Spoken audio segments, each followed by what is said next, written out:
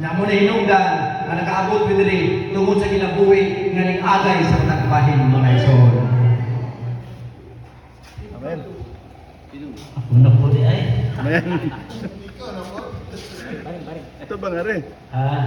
Na. Oh. Salamat sa Ginoo nga ang doktrina mao ang daluyan sa kahayag ug kamatuoran. Daluyan.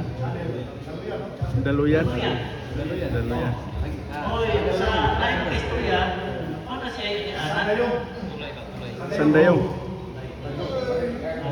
Sa di pa sumusunti, no? Sa unas, bata-bata pa ko. Size ng Diyos pa ko. Ayaw, Dan. Uli. Kasalit. Kauban sa patay. Kaya, puro saya ko ang mabuha, bata-bata ko to. Mo tamo kaya na suba sa ikwan. Ado pagpalibig kay kuha ko nagpuyo dito.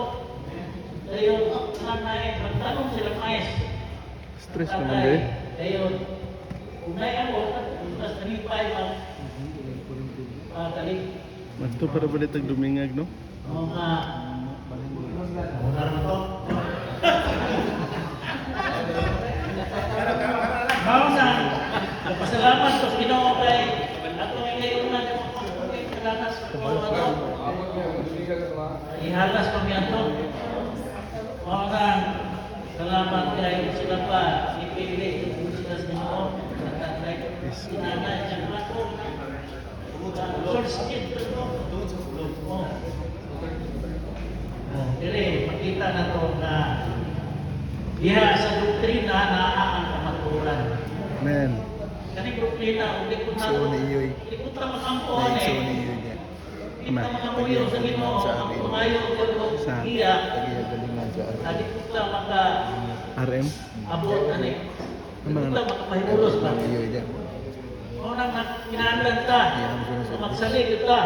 Akatong ko, ha? Niini pagangko pamamuyo sa Ginoo. Ay, ikaw na lang yun. Doktrina ang gikan sa Dios dili lang usab na pagtulunan. Apan kini ang tinugdan sa kamatuoran nga espiritual. Ang kamatuoran dili gikan sa una-una sa taon, kundi gikan sa pulong sa Dios. Sa Juan 17 nag-ingon si Jesus. Pagbalaan sila pinaalis kamatuoran. Kaya ang pulong mao ang kamatuoran.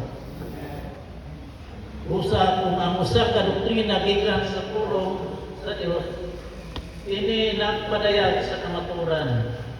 Kamatuoran sa Dios, kamatuoran sa kinabuhi, o kahayag, o dili na to mapahimusta ang kinabuhi sa Dios. Mao nga diyon ta mo sikyat dugtong sa Ginoo kay Bijuhanan pa. kinabuhi niya. Post mo na sa Facebook niyo. Sa GC. Kaya Sa GC na ko mag-group chat. ang ulo sa kinabuhi. Dahil yun na Ginoo. Amen.